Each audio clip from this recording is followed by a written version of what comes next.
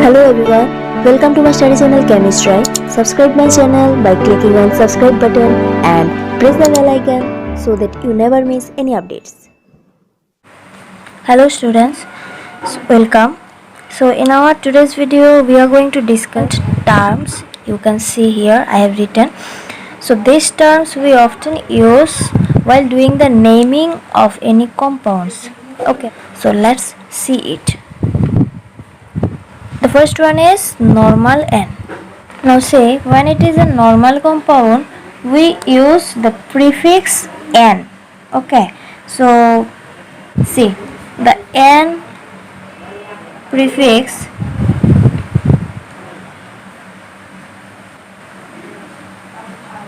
used when all the carbons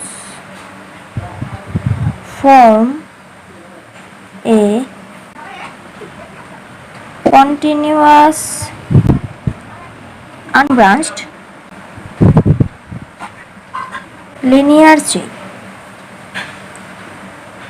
Okay, so N prefix is used when all the carbons form a continuous unbranched linear chain.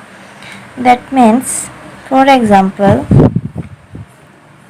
CH3, CH2, CH2, CH3. This is a compound. Okay, all the 4 carbon atoms are present in this chain, linear chain. No branch portion is there and it is a continuous chain. Okay, carbon one is after another. So this is a continuous unbranched linear chain. That means 4 carbon atoms, single bonds are there, butane it is. So this is N-butane. Okay, the common name is N-butane. In these cases we use the prefix N. Now if any functional group is present, in this chain, if any functional group is present, then what will happen? That functional group is at the end of the chain.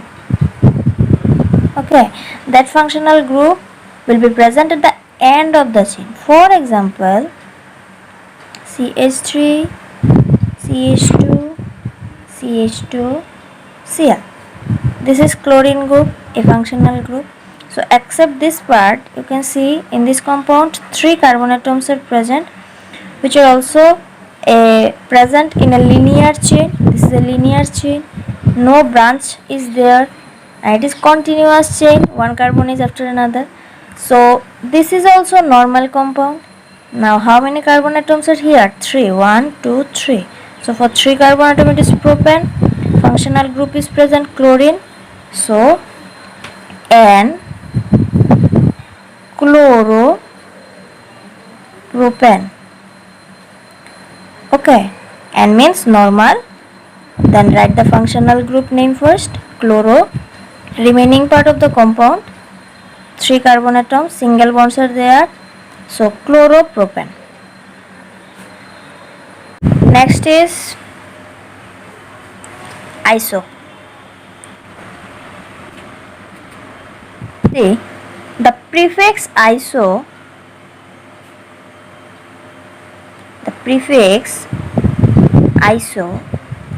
is used when all the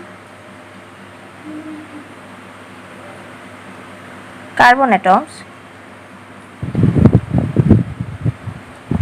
except one form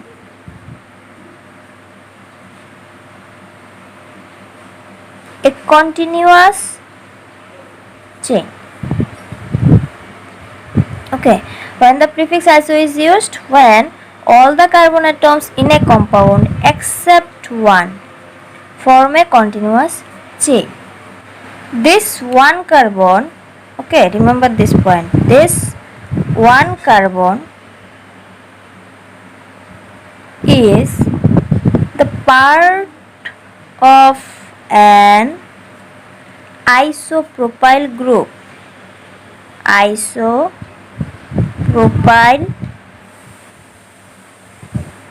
group. Okay. Now this isopropyl group is present at the end of the chain. Okay. So what it is said? The prefix iso is used when all the carbon atoms except one form a continuous chain. Okay, for example, CH3, CH2, CH, CH3. Suppose here is a branch, CH3. Okay, now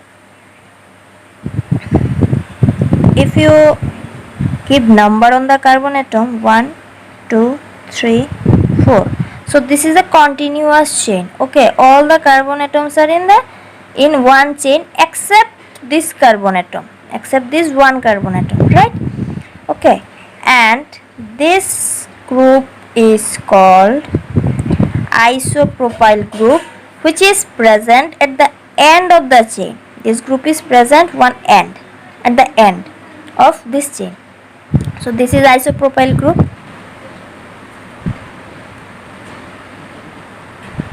Okay, now you just see how many total carbon atoms are there in this compound. 1, 2, 3, 4 carbon atoms in the main chain and one is present as a branch. So total 5 carbon atoms. Okay, so the common name of this compound will be isopentane because of 5 carbon atoms, pentane. The common name of this compound is isopentane. Okay, now let's see the next. This prefix is used when all the carbon atoms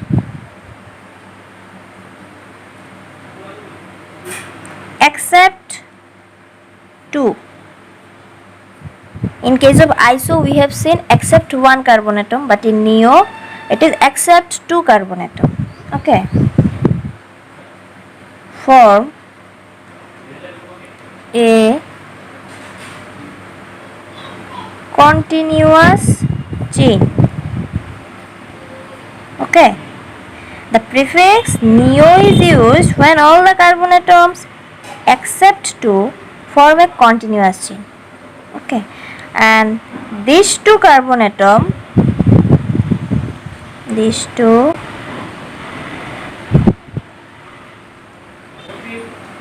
carbon atoms are part of a terminal tert-butyl group. Let's take an example, then it will be easy to understand. For example, now in this carbon atom 2 branches are present.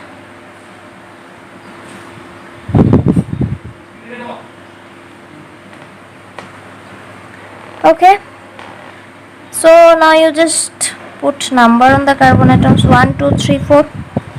This is the main chain, total 4 carbon atoms are there. In this second carbon atom you can see 2 more groups are there which are not present in the continuous chain. These are actually present as a branch. Okay, so here it is said except 2, so except 2. All the carbon atoms are forming a continuous chain except 2. So in this case the prefix neo will be used. How? See, the name of this compound will be neo. Now total how many carbon atoms are present in this compound? Main chain 4 and the branch 2, so total 6. So bonds between 2 carbon atoms are single, that means alkane. So the name of this compound is neohexane. Okay, the common name is neohexane. Now you have seen here the two carbon atoms are part of a terminal. It is said terminal, that means it is present at the end of the chain. Okay, this is the terminal group. Whenever any group present at any end of the chain, then it is called terminal group. So this is terminal, and it's a tert butyl. Tert means T means tertiary. We will discuss it later. Tertiary butyl, because total 4 carbon atoms are there, so butyl. So tertiary butyl group is present at the terminal part. Okay, so whenever in this type of any group is present in any compound, that means that is indicating neo actually. This is tert butyl group. Okay, and this carbon is actually tertiary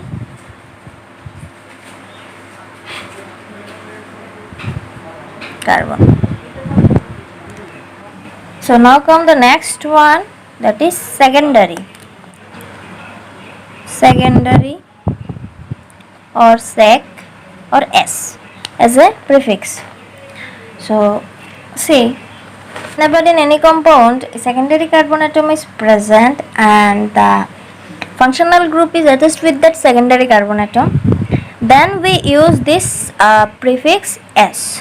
What I said okay, whenever the functional group, if the functional group is bonded to a secondary carbon atom, then just finding out the common name of that carbon atom, we use the prefix s. Now the question is, which one is secondary carbon atom? So see, the carbon which is further bonded to two more carbon atoms, that carbon is a secondary carbon atom. Okay, if any carbon atom in any compound, it is further bonded to two more carbon atoms, then that carbon atom is a secondary carbon atom. For example, if we draw a structure like this way, CH3,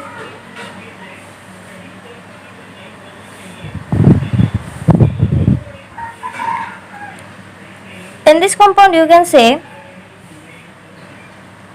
this compound, this carbon atom, if we put the number, then the second carbon atom is further bonded to this and this two more carbon atoms. Okay, so this carbon atom is actually second degree carbon atom, or we can also say 2 degree carbon atom.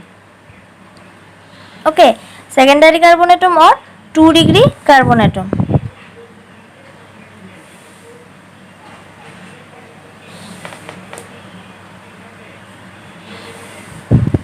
Now in this 2 degree carbon atom, you can say one functional group is bonded. So while writing the common name of this compound, we will use the prefix s. So what will be the name here? Sec. How many carbon atoms total? 4. So for 4 carbon atoms it is butane.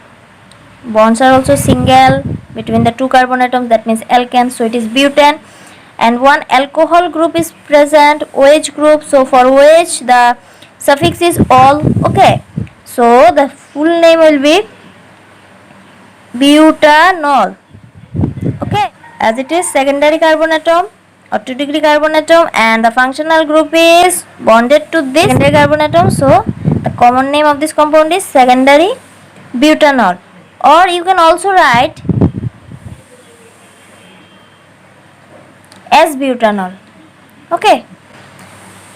So in this way we will use the prefix S here. Now next see tertiary.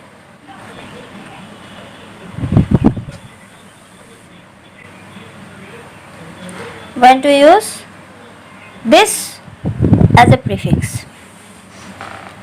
Now see, similar to the previous one, that is in secondary the functional group is attached with the secondary carbon atom, and in tertiary the functional group is bonded to the 3 degree or tertiary carbon atom. So first we have to know which one is tertiary carbon atom. So see, the carbon atom which is further bonded to 3 more carbon atoms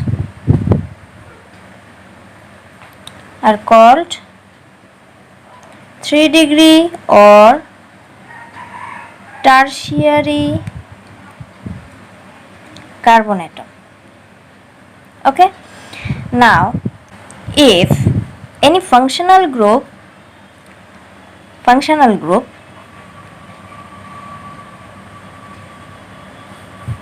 is joined to a 3 degree carbon atom,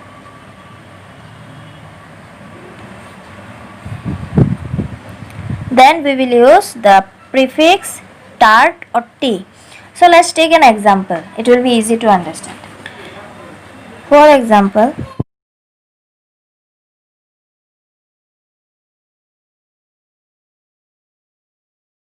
okay, so here you can see, if you give the number 1, 2, 3.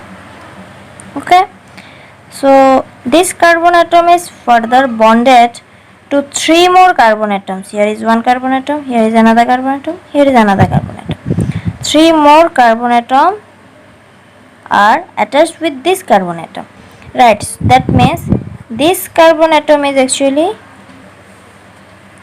3 degree carbon. Okay, now the functional group is bonded to this 3 degree carbon atom.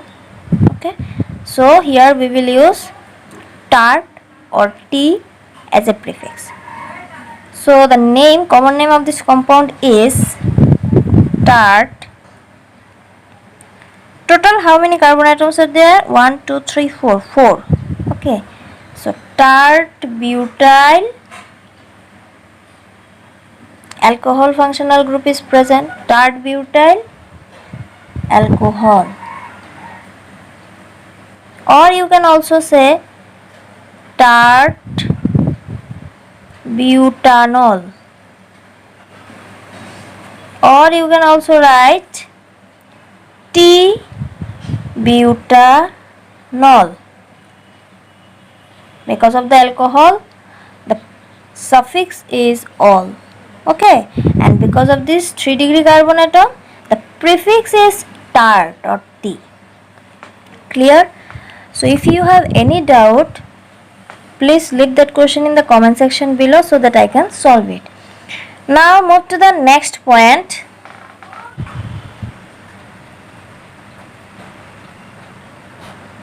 Geminal or gem. So when do we use this gem as a prefix? See, suppose two functional groups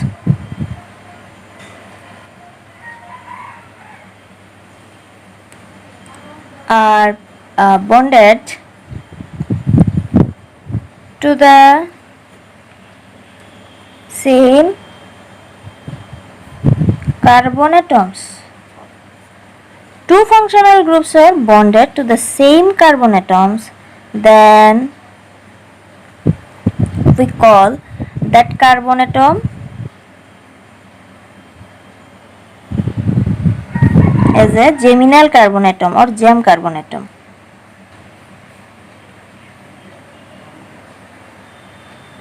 Okay, and we use prefix gem. gem or geminal. This is used as a prefix. Okay, now let's take an example. For example, CH3 CH. Normally we denote the halogens as X. Okay, so these two are actually functional groups. Okay, now these two functional groups are joined with this carbon atom, same carbon atom. So this is geminal carbon atom.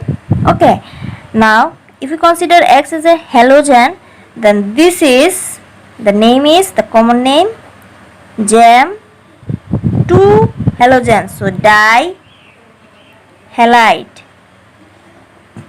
gem dihalide. Okay, now suppose if X equal to here chlorine, then what will be the name? Gem dichloride. Okay, so this is actually geminal.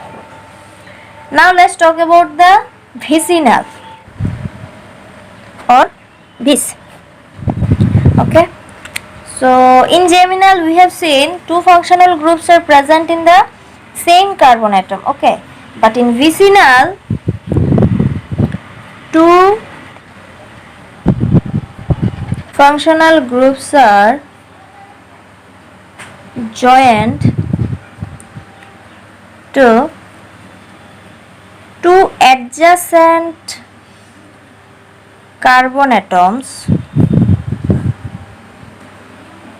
Okay, in geminal two functional groups are present in the same carbon atom, but in vicinal two functional groups are joined to two adjacent carbon atom. For example,